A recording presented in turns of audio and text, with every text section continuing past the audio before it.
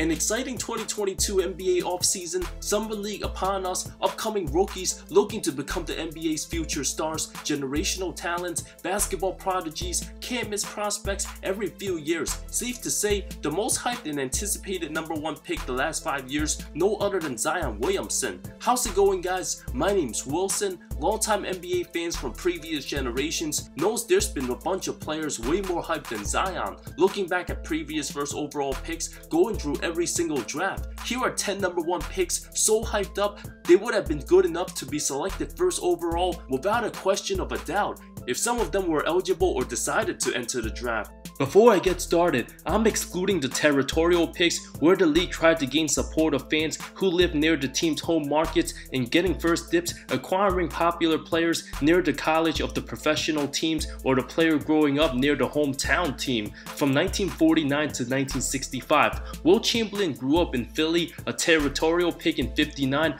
would have likely been first overall in 58, while Oscar Robertson, recognized as the first pick by Cincy, would have for sure been pick #1 the previous year over Bob Boozer. After the mid-1960s, all eyes were on UCLA sensation Lou Alcindor, 7'2", all the skills for a big, looked at as the next generational superstar after the likes of Wilt Chamberlain and Bill Russell. Also viewed as the greatest high school basketball player all time, 3 straight titles, 79-2 overall record, destroyed all the upperclassmen as a true freshman, first scrimmage because freshmen weren't allowed on the varsity team. His freshmen already beat the varsity team from day one. Fred Henze out of Davidson, pick #1 after Alcindor finished high school. Cassie Russell was the #1 pick in 66. Alcindor prohibited from playing pro in the US straight out of high school, 3 straight national titles with UCLA, an 88-2 record, prohibited from dunking because he was just that good, mastered the unstoppable skyhook. Both him and Elvin Hayes would have went ahead of Jimmy Walker in 1967. Although Hayes also a college legend, Jabbar undoubtedly better than Hayes. The Sports Illustrated covers, despite the lack of footage, Alcindor's entry to the league just as anticipated as Wilt Chamberlain level dominance. The Bucks winning the coin flip against the Suns proved vital, the most guaranteed sure thing the NBA has ever seen.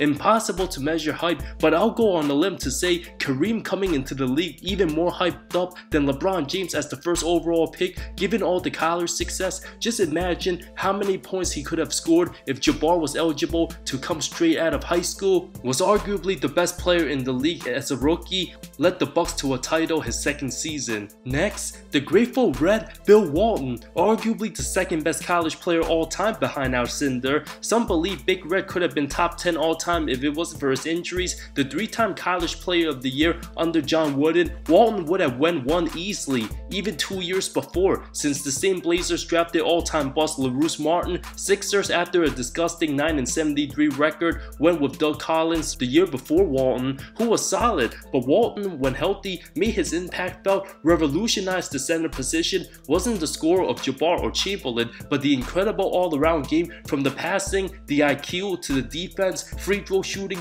posting up, the complete package. An extremely intimidating presence, made Jokic-like passes, driven by perfection, averaged 20 points, 16 rebounds, 5.5 assists, 2 titles, 2 undefeated seasons at UCLA, but already hampered by injuries coming to the league, missed more than half his games the first 2 seasons. Year 3, delivered the Blazers a title at age 24, his first NBA playoff run, a force to be reckoned with. Despite all the brutal injuries, Big Bill already led his team to the title in year 3 and won MVP, missing a third of the regular season in year 4. One of the biggest what-ifs all-time greats, Walton, in a short time becoming champion, showed glimpses of a mixture of Tim Duncan and Jokic put together.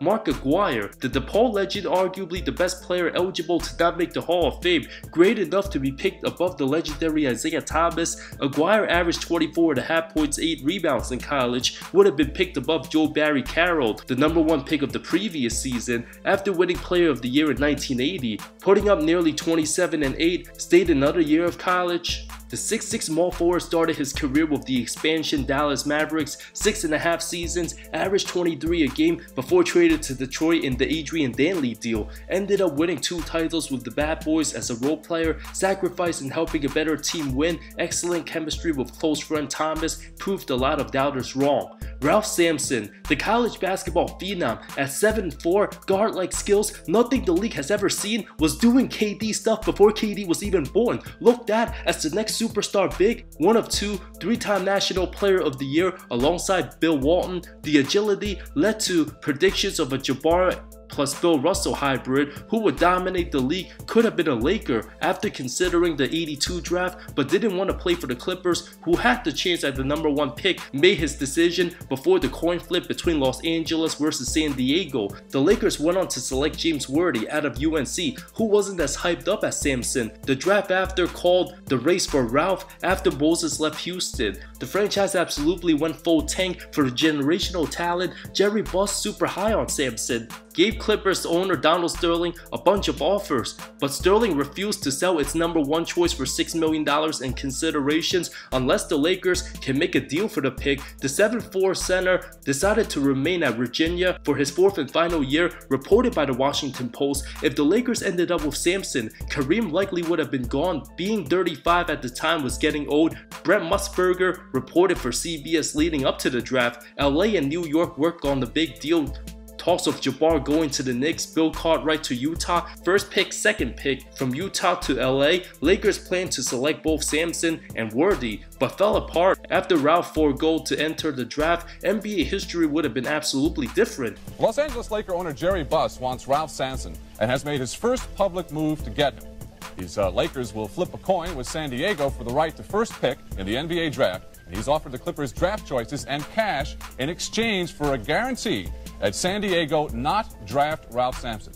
No comment yet from the Clippers. Sampson is currently in Los Angeles to pick up a postseason college award.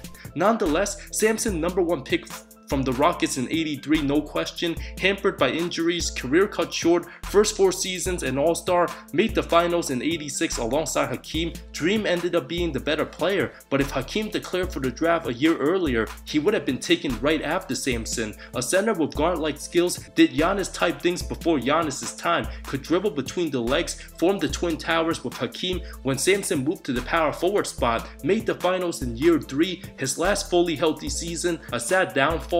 Could have been a dynasty with Hakeem, had knee problems. Patrick Ewing, the Georgetown phenom, one of the most dominated defensive bigs college hoops has ever seen, knocked off Hakeem's Houston team in the '84 National Championship under legendary coach John Thompson, and powerhouse Georgetown, the 7-foot sensation, best high school player in the country 1981, compared to the greats of Bill Russell, Will Chamberlain, Kareem Jabbar, once in a lifetime find. Audio to hear it for yourself. He is the best high school basketball player in the country.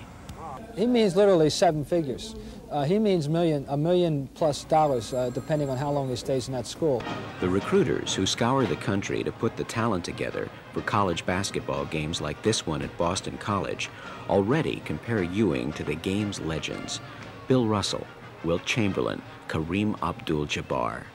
For recruiters, a Patrick Ewing is a once-in-a-lifetime find. Almost 7 feet tall by 10th grade, most known for his excellent defense than his offense, the best conference at the time, super intense games, more watched than most NBA games, an insane athlete, flew all over the place, lots of debates. If Ewing declared as a junior, would he have been taken over Olajuwon #1, a toss-up, no doubt top 2 and easily ahead of Sam Bowie and Michael Jordan due to being a big men's league. But the book of basketball written by expert Bill Simmons stated Ewing almost drew his hat in the ring. He would have gone first. After considering declaring for '84, Hakeem second to the Blazers, would have teamed up with Drexler, which means no Ewing to the Knicks, and Jordan remained with the Bulls. If a young Ewing at 18 years old took place in today's NBA, he'd be compared to a Jamaican Dirk offensively with the nice jump shots, with Anthony Davis's athleticism and defense, a better prospect than 2019 Zion. Although Big Pat wasn't as great as David Robinson or Hakeem, Ewing, undoubtedly the more hyped up prospect before the draft, the 11-time All-Star overshadowed, and the absolute travesty of the fact that DeAndre Jordan made the same amount of first-team All-NBAs as Ewing makes my blood boil. Patrick played in the greatest big man era, averaged nearly 29 and 11, 4 blocks in his prime. Ewing would have made at least 8 first teams playing in the 2010s weak centers era. Shaquille O'Neal, raised in Texas, the McDonald's All-American, a force of nature, powerful, dominant in every way, being able to run the floor, 3 seasons at LSU, averaged 21.6 points, 13.5 rebounds, over 4.5 blocks, a larger-than-life personality, a 72-1 record, last 2 years in high school, young Shaq, very similar to Giannis, the coast-to-coast dunks, the best high school player, solidified himself as the best college hooper, as a sophomore, averaged almost 28 and 15, 5 blocks, would have been the #1 pick over UNLV's Larry Johnson, the two similar style, but Johnson only 6'6", O'Neal 7'1", a lovable celebrity sensation. O'Neal embraced being popular, could have possibly been the #1 pick after his freshman year. That year Derek Coleman out of Syracuse got the nods. The Diesel became the most prized prospect since Ewing, player of the year as a sophomore. Here's what the legendary Bill Walton said about Shaq in '91. Shaquille O'Neal can become the best player ever to play basketball. Whether he does depends on him. He has all the ability, the physical skill, the mental skill, the family background, the discipline, the work ethic. Now it's just whether he puts his time and mind to it.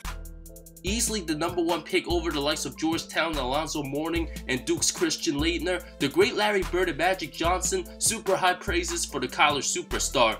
He's amazing, and the thing I like about him too is that he can run up and down the basketball court, and you can give it to him on the run, and he can make a good decision.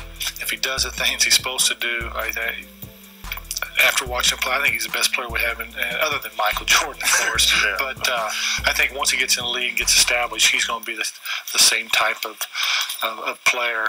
He won't be as flashy, but he's right up there with the best of all of them right now. Tim Duncan.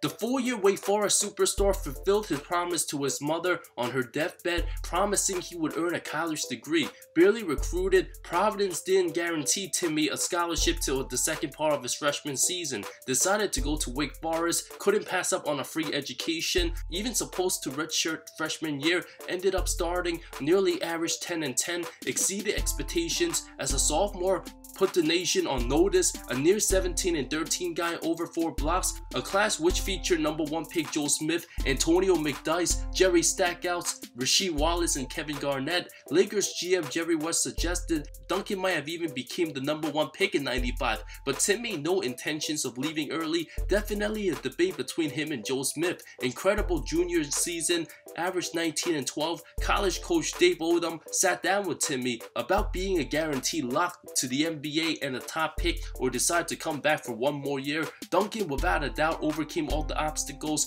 Others trying to pursue him to leave college earlier, but waited out to finish his senior year. 96 Allen Iverson, the #1 pick. Duncan would have won #1 above AI. End up winning player of the year. Landed in the perfect franchise, San Antonio. Superstar David Robinson went down. Knowing Duncan, a once-in-a-generational type player. Spurs won 20 games. Before that, 59, 62, and 55. If Duncan came out in '95, either Golden State or the Clippers 1 and 2, 96 to Sixers. Timmy D ultimately became one of the game's greatest players. 5 titles, long-term excellence, pretty much a perfect career.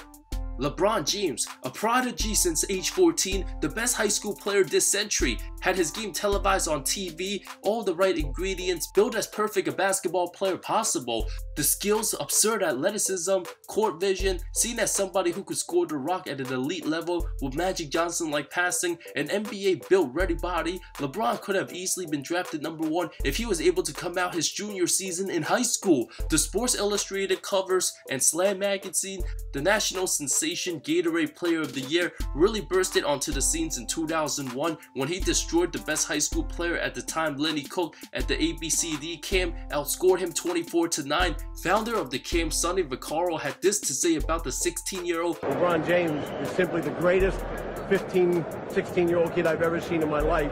At this point in his life, he is the most mature on the court and the most gifted on the court. He has a chance, when it's all over, to be one of the greatest players ever to play the game. Scouts believe James be picked first.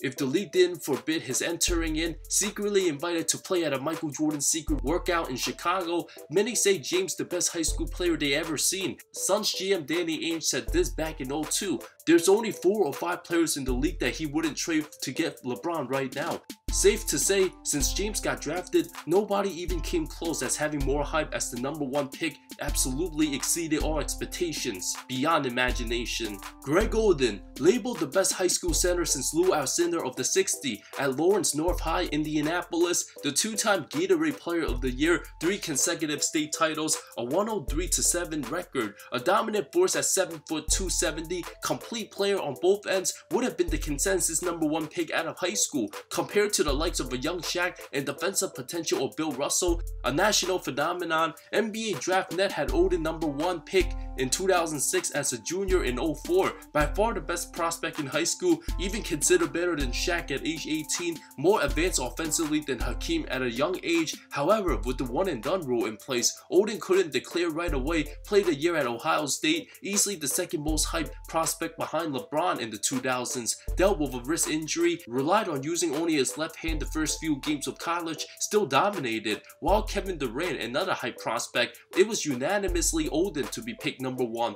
Ran the floor faster than most guards, strong post game, a healthy Oden could have been a multiple-time defensive player of the year, being a lock for #1 for over a year notice. A couple weeks before the draft, the media got bored and brought up Durant's name. But Oden led the Buckeyes all the way to the title game, dropped 25 and 12, 4 blocks on future NBA All-Stars Joakim Noah and Al Horford. Both juniors at the times had no answers for Oden. Noah went on to win Defensive Player of the Year, having half the abilities of a healthy Oden. After the Blazers won the #1 pick, it felt like they won the championship. Sadly, Oden had surgery on his right knee a month before his rookie season, a multitude of injuries, played just 105 regular season games, one of the biggest what-ifs and tragic ending to an NBA career. Andrew Wiggins, the nation's top recruit, a complete offensive package, blessed with the quickness, hops, insane speed, and two-way presence. The most NBA-ready high school superstar since LeBron, they say. 7-foot wingspan, explosive first step, can score like Durant with better defensive upside. Before declaring his intentions to go to Kansas, Maple Jordan, a near guarantee lock as the #1 pick, unlimited upside, the versatility on both ends, arguably the greatest high school mixtape all time, the prototypical NBA size and athletic ability, made everything look so easy, would have absolutely gone #1 over Anthony Bennett in 2013, over Oladipo and the likes of Nerlens Noels of the world. If anything, Wiggins was viewed somewhat disappointing in college and hurt his stock a little bit, with talks about Kansas teammate Joel Embiid surpassing him and going #1 before Joel's injuries. Wiggins wasn't as aggressive in college, just like with the Timberwolves many times. 2022 playoff Wiggins got his high school-like game back from jamming on guys, played like an alpha on both ends, rejuvenated his image, and proved worthy of NBA star material. Thank you so much for watching this video. Which one of these players were you most excited about coming into the league? How would you rank who had the most hype? Let me know in the comments below. I love all of you. See you next time.